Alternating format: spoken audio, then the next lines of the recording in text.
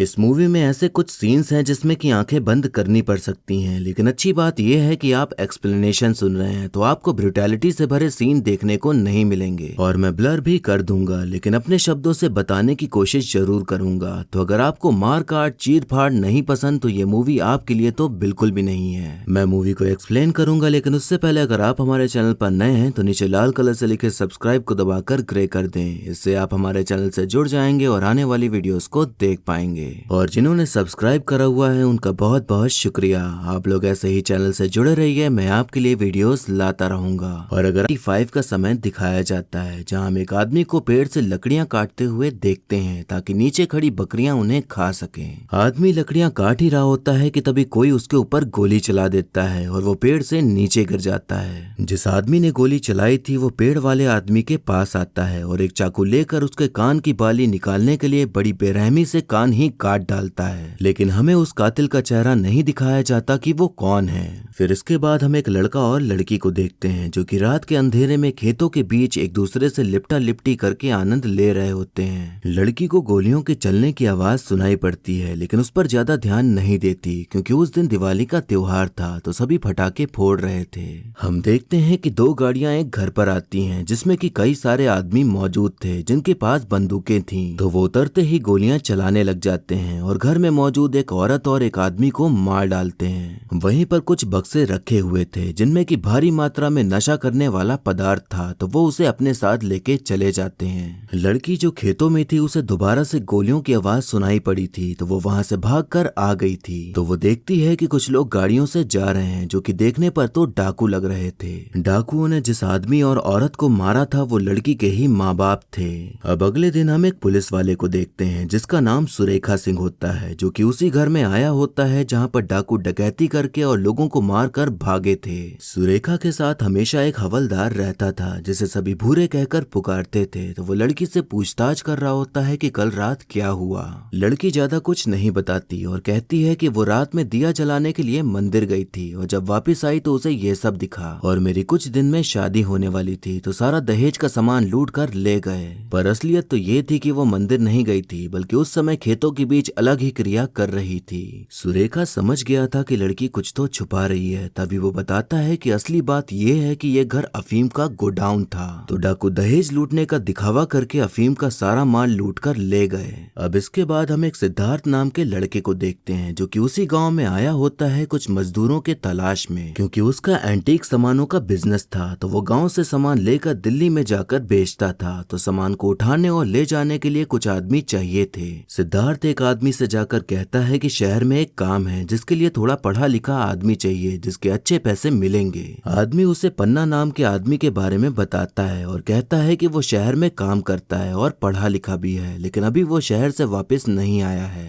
सिद्धार्थ और जानकारी लेने के लिए उसके घर जाता है तो वहाँ उसे पन्ना की बीवी चेतना मिलती है। तो वो उससे पूछता है कि पन्ना घर कब तक आएगा। चेतना सिद्धार्थ को एक पल के लिए देखती ही रह जाती है क्योंकि गांव में एक शहरी लड़के का दिखना उसके लिए नया ही था। तो उसे पहले तो एक टक घूरती है और फिर बताती है कि वो 5-6 दिन में वापस आ ही जाएंगे। हम देखते हैं कि एक छोटा बच्चा बकरियां चरा रहा होता है तो उसे पेड़ पर एक आदमी की लाश लटकी हुई दिखाई पड़ती है और ये वही आदमी था जो पेड़ पर से लकड़ियां काट रहा था। अब वहां पर जांच पड़ताल करने के लिए सुरेखा और भूरे आ जाते हैं तो बॉडी को देखकर वो भी दंग रह जाते हैं। आदमी को पहले गोली मारी गई, फिर उसे और मारा गया और फिर उसके छाती पर कुल्हाड़ी मारी गई और कान भी काट डाले गए और फिर उसे पेड़ से लटका दिया गया। तो देखने पर यही लग रहा था कि ये किसी इंसान का काम तो नहीं है बल्कि किसी राक्षस का ही काम है। अब सुरेखा और भूरे नाश्ता पानी करने के लिए एक ढाबे पर जाते हैं। तभी सुरेखा की नजर सिद्धार्थ पर पड़ती है और उसके पहनावे से समझ जाता है कि वो यहाँ का नहीं है। तो वो भूरे से उसके बारे में पता करने के लिए कहता है। भूरे उससे सिगरेट मांगने के बहाने से बात करने का ट्राई करता है, लेकिन सिद्धार्थ ज्यादा भाव ना देते हुए वहाँ से निकल जाता है। सुरेखा ढाबे वाले को उस आदमी की फोटो दिखाता है जो पेड़ पर लटका मिला था। तो ढाबे वाला बताता है कि इसका नाम सुवा है। अब हम सिद्धार्थ को देखते हैं जो कि एक ऊंचे पहाड़ पर बनी बंजर हवेली में कुछ कर रहा होता है। वो वहां पर कुछ ऐसा काम कर रहा था जिसे देखकर लग रहा था कि वो कुछ बना रहा है और ऐसा कुछ जिससे कि किसी को कैद करके रखा जा सके।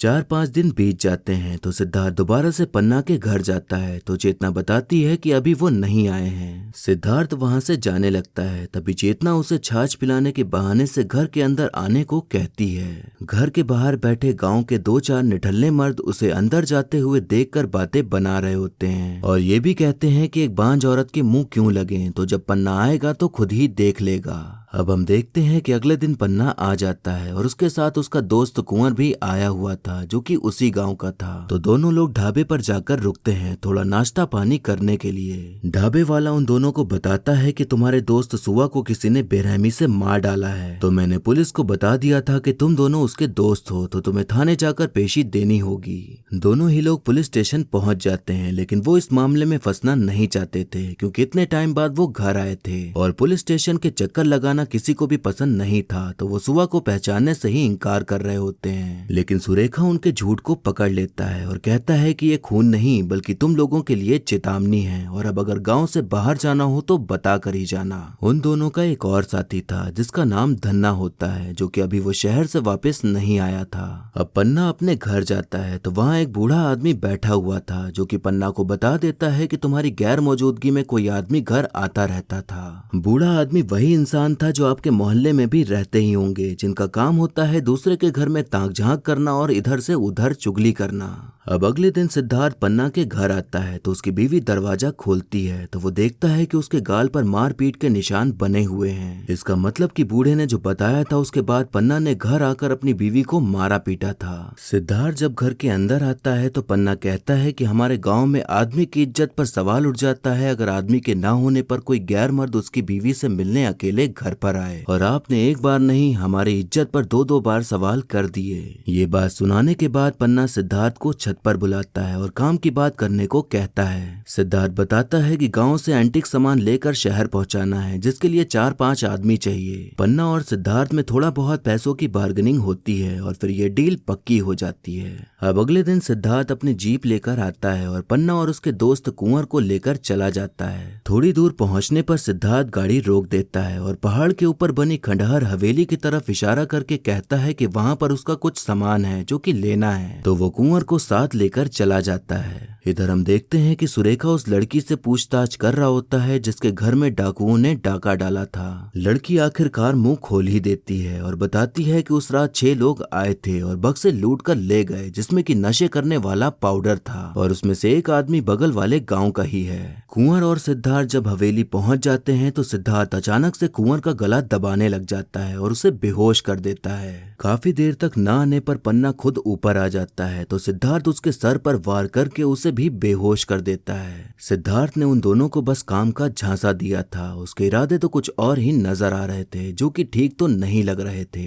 हम देखते हैं कि सुरेखा भूरे के साथ एक डाकू को पकड़ने के लिए जा रहा होता है जिसके बारे में पता चला था, तो उन्हें रास्ते में ही डाकुओं का झुंड मिल जाता है तो वो उसका पीछा ही करने लग जाते हैं। पुलिस और डाकुओं के बीच गोलीबारी शुरू हो जाती है और उसमें से एक गाड़ी को उड़ाने में सुरेखा कामयाब हो जाता है, लेकिन डाकुओं का मेन लीडर हनीफ खान वहां से भाग निकलता है। अब हम देखते हैं कि सिद्धार्थ पन्ना के घर जाता है और उसकी बीवी से कहता है कि पन्ना ट्रक लेकर दिल्ली गया है तो उसके वापस आने तक मुझे यहीं पर रहना है, तो आपके यहाँ जो कमरा खाली है उसमें पन्ना ने मुझे रहने को कहा है। हम देखते हैं कि सुरेखा डाकुओं के गैंग के एक आदमी को धर दबोचता है और थोड़ा खर्चा पानी देने के बाद वो डाकू हनीफ खान के बारे में सब कुछ बता डालता है। अब हम पन्ना को देखते हैं जिसके हाथ पैर बंधे हुए थे और सिद्धार्थ ने उसे लटका रखा था। सिद्धार्थ हथौड़ा और कील लेता है और पन्ना के पैरों में कील रखकर धड़ाधड़ हथौड़े मारते जा रहा होता है और पन्ना दर्द के मारे बुरी तरह से चीख रहा होता है, लेकिन उसकी चीख सुनने वाला वहाँ कोई भी नहीं था। पन्ना दर्द में उससे पूछ रहा होता है कि वो ऐसा क्यों कर रहा है, लेकिन सिद्धार्थ एक शब्द भी नहीं बोलता, बस उसे इसी तरह करके तड़पाया जा रहा होता है। इसके बाद सिद्धार्थ कुंवर के पास जाता है जो कि वो भी रस्सियों से बंधा लटका पड़ा था और सिद्धार्थ उसको भी वैसे ही टॉर्चर करता है जैसे उसने पन्ना को किया था। सिद्धार्थ दिन रात पन्ना और कुंवर को ऐसे ही टॉर्चर करते जा रहा था, लेकिन वो ऐसा क्यों कर रहा था और इसकी वजह क्या थी ये राज खुलना अभी बाकी था। सुरेखा को अब तक यही लग रहा था कि जो पेड़ पर लटका आदमी मिला था उसे डाकू हनीफ खान ने ही मारा है, लेकिन अब जाकर उसे पता चला था कि हनीफ खान ने सिर्फ उस घर में डाका डाला था, लेकिन पेड़ पर लटके आदमी सुवा सुवा को नहीं मारा था। तो अब उसके लिए ये केस और भी ज्यादा उलझ गया था कि आखिर सुवा को किसने मारा।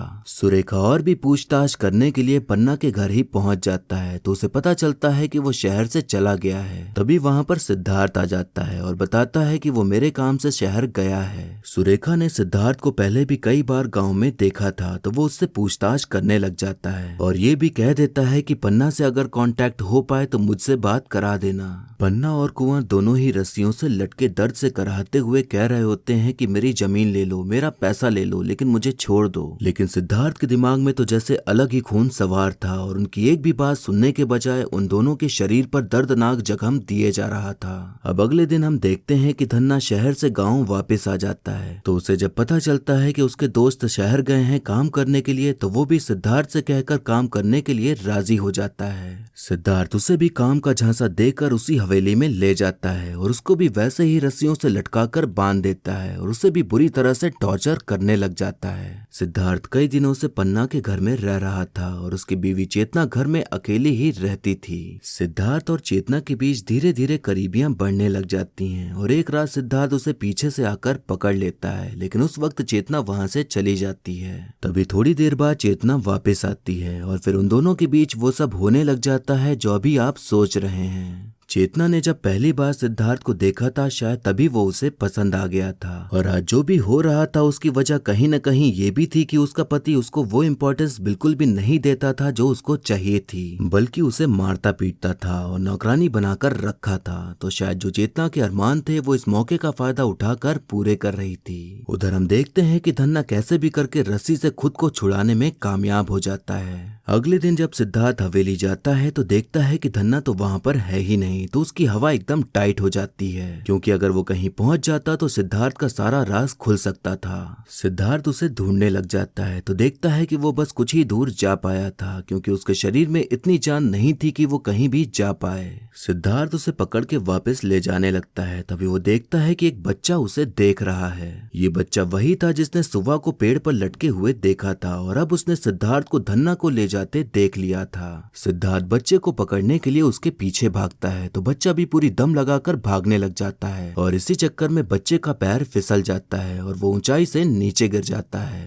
सिद्धार्थ धन्ना को हवेली वापस ले आता है और उसके ऊपर पेट्रोल डालकर उसे जिंदा ही जला डालता है। सिद्धार्थ एकदम बेरहम हो चुका था और उसको कुछ भी फर्क नहीं पड़ रहा था, बस ऐसे ही लोगों को पकड़ के टॉर्चर कर करके बेरहमी से मारता जा रहा था। अब हम देखते हैं कि सुरेखा और भूरे उसी जगह पर जांच पड़ताल करने के लिए आते हैं जहां पर बच्चा ऊंचाई से गिर गया था, लेकिन वहां उन्हें उसकी पगड़ी के सिवाय कुछ भी नहीं मिलता। वो लोग छानबीन कर ही रहे होते हैं कि तभी वहां गोलियां चलने लग जाती हैं और एक गोली भूरे को जा लगती है और वहीं उसकी मौत हो जाती है। वो गोलियां डाकू हनीफ खान चला रहा था क्योंकि सुरेखा ने उसके आदमियों को मारा था, इसीलिए सुरेखा को मारकर वो बदला लेना चाहता था। सुरेखा कैसे भी बच जाता है लेकिन उसके दोस्त भूरे की जान चली जाती है जिससे कि उसको काफी ज्यादा दुख होता है। अब हम देखते हैं कि सिद्धार्थ चेतना को बताता है कि अब उसका काम खत्म हो गया है तो वो वापस जा रहा है। चेतना को सिद्धार्थ से बहुत ही ज्यादा लगाव हो गया था तो वो उसको गले से लगाकर रोते हुए कहती है कि वो भी उसके साथ जाना चाहती है। ये सब कुछ धन्ना की बीवी सुन और देख लेती है। उसकी बीवी सीधा सुरेखा के पास ही पहुंच जाती है और बताती है कि मेरे पति बिना कोई सामान लिए ही शहर की ओर चले गए हैं। सुरेखा को मालूम था कि सुआ की मौत को लेकर कुछ तो गड़बड़ है और धन्ना उसका दोस्त भी था तो वो उसकी बीवी से ही सब कुछ बताने को कहता है जो कुछ भी वो जानती थी। औरत बताती है कि धन्ना और सुआ ने जमीन लेकर अफीम की खेती करना शुरू किया था लेकिन पन्ना और कुंवर को नहीं बताया था। सुरेखा उस जगह पर पहुंच जाता है जहां अफीम के खेत थे तो वहां पर एक झोपड़ी में तलाशी लेने पर एक लेटर मिलता है। उस लेटर में जो एड्रेस लिखा हुआ था वही सेम एड्रेस सुरेखा ने सिद्धार्थ के ड्राइविंग लाइसेंस पर भी देखा था। अब यहाँ पर एक बहुत बड़ा राज खुलता है और अब ये पता लगने वाला था कि सिद्धार्थ ऐसा क्यों कर रहा था। सुआ को किसी और ने नहीं बल्कि सिद्धार्थ ने ही मारा था। सुआ सिद्धार्थ के घर में नौकर का काम करता था और एक दिन घर खाली होने पर वो पन्ना, कुंवर और धन्ना को चोरी करने के लिए बुला लेता है। वो घर का सामान लूट ही रहे होते हैं कि तभी वहाँ सिद्धार्थ की बीवी आ जाती है। इससे पहले कि वो कुछ कर पाती पन्ना, कुंवर और धन्ना उसे पकड़ लेते हैं और उसके साथ जबरदस्ती करने लग जाते हैं। वो तीनों ही नशे में धुत थे और उन्हें कोई होश नहीं था कि वो किस तरह के हैवान बनकर क्या क्या घिनौना काम कर रहे हैं। पन्ना उसे लगातार उसके मुंह पर मुक्के मारता है और ना जाने शरीर में कितने घाव देता है, और सभी शैतान बनकर उसके साथ घटिया घिनौना काम करते हैं, जिसे सोचकर ही आपकी रूह कांप जाए। वो आए तो थे चोरी करने के इरादे से, लेकिन उन्होंने कुछ ऐसा कर डाला था जो उन्हें नहीं करना चाहिए था, और वो अब इंसान नहीं बल्कि शैतान बन चुके थे, लेकिन उन्हें इस बात का बिल्कुल भी एहसास नहीं था। सिद्धार्थ जब घर वापस आता है तो अपनी बीवी की ऐसी हालत देखकर एकदम सुन्न पड़ जाता है और उसे पकड़कर खूब रोता है, और तभी से उसने सोच लिया था कि जिसने भी उसके साथ ऐसा किया है वो उनको नहीं छोड़ेगा और वैसे ही उनको सजा देगा जैसे उन्होंने उसकी वाइफ के साथ किया है। हम देखते हैं कि सिद्धार्थ चेतना को लेकर घर से निकल जाता है और फिर थोड़ी देर बाद वहां सुरेखा आ जाता है, लेकिन उसे सिद्धार्थ नहीं मिलता, पर उसकी डायरी मिल जाती है। उस डायरी को पढ़ने के बाद उसे सब कुछ पता चल जाता है कि सिद्धार्थ कौन है और क्या करने आया है और कहाँ क्या कुछ कर रहा है। सिद्धार्थ चेतना को लेकर उसी हवेली में पहुंच जाता है और तब चेतना अपने पति को देखती है जिसकी हालत मरने जैसी हो गई थी। सिद्धार्थ चेतना के गले से एक लॉकेट निकालता है और पन्ना को दिखाकर बताने को कहता है कि बताओ ये तुम्हें कहाँ से मिला।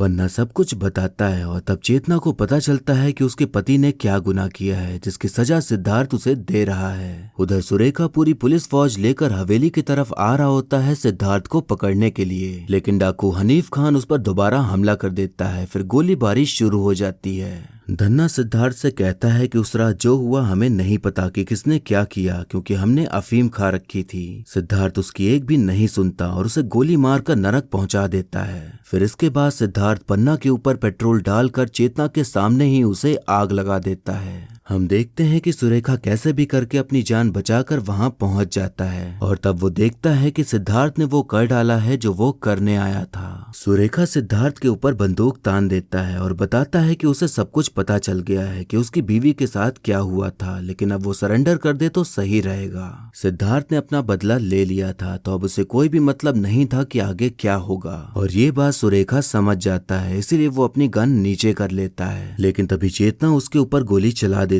है और सिद्धार्थ की वही मौके पर ही मौत हो जाती है। हम देखते हैं कि जो बच्चा भागते वक्त गिरा था वो वहीं पर मिलता है। इसका मतलब कि सिद्धार्थ ने उसे उठा लिया था और उसका ख्याल रख रहा था, यानी कि वो मरा नहीं था बल्कि जिंदा था। अब सीन यहाँ से 6 महीने आगे शिफ्ट होता है, जहाँ हम देखते हैं कि चेतना पेट से होती है। हर कोई ये कहता था कि चेतना कभी मां नहीं बन सकती, लेकिन असलियत में असली खोट चेतना में नहीं बल्कि पन्ना में था। लेकिन वो एक ऐसे समाज में जी रही थी जहाँ मर्द हमेशा सही रहता है और औरत गलत, जिस वजह से उसे ही सब बांझ कहकर पुकारते थे, ना कि पन्ना को।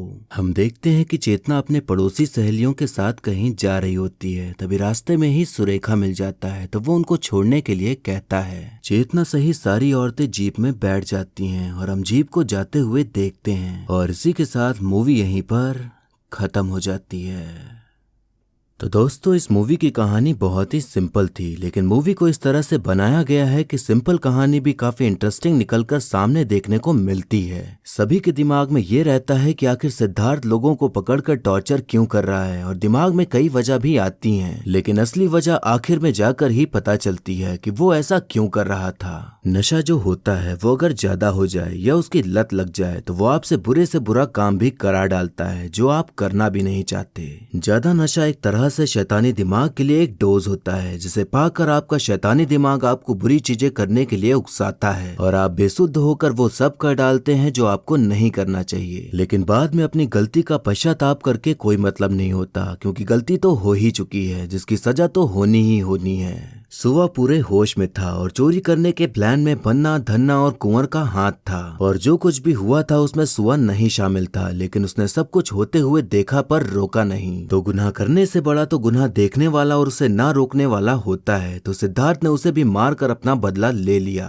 हमें ये नहीं दिखाया गया कि सिद्धार्थ कंप्लेन लिखवाने पुलिस स्टेशन गया था या नहीं। तो हो सकता है कि उसने यही ठान लिया था कि वो खुद ही उन दरिंदों को सजा देगा और अपनी बीवी की मौत का बदला लेगा। अभी हाल ही में एक खबर देखने मिली कि एक पुलिस स्टेशन के अंदर ही एक 13 साल की बच्ची का बलात्कार हुआ, और करने वाले वो थे जो हमारी रक्षा के लिए बनाए गए हैं। तो जब ऐसी चीजें हो रही हैं तो मुझे लगता है जो मूवी में दिखाया गया है वो आने वाले समय में सच होने लगेगा, और गुनहगारों को सजा देने के लिए खुद ही उतरना पड़ेगा, क्योंकि जिनके पास अपनी शिकायत लेकर जाएंगे वो खुद ही वो राक्षस बनकर बैठे हैं जिनसे हम बचना चाहते हैं। तो वो दिन दूर नहीं जब खुद से ही इंसाफ लेने के लिए लोग हथियार उठाकर राक्षसों को नर मार कर पहुंचाने लग जाएंगे। हालांकि ये ठीक भी है और ठीक नहीं भी है, क्योंकि जब आप खुद हथियार उठाते हैं तो आप कातिल कहलाते हैं। तो भले ही आप शैतान को मारकर बदला ले रहे हो, लेकिन कानूनी तौर पर तो आप भी मुजरिम ही कहलाओगे, तो सजा तो आपको भी मिलेगी। फिल्म में एक डायलॉग है कि जब इंसान बदला लेने के लिए निकलता है तो वो अपने साथ 2 कब्र लेकर निकलता है, एक अपने दुश्मन की और एक अपनी खुद की। तो मतलब यही है कि अगर आप बदला लेने निकलेंगे तो भुगतना तो आपको भी पड़ेगा। आपके मन में ये सवाल उठ रहा होगा कि आखिर में चेतना ने सिद्धार्थ को क्यों मार डाला।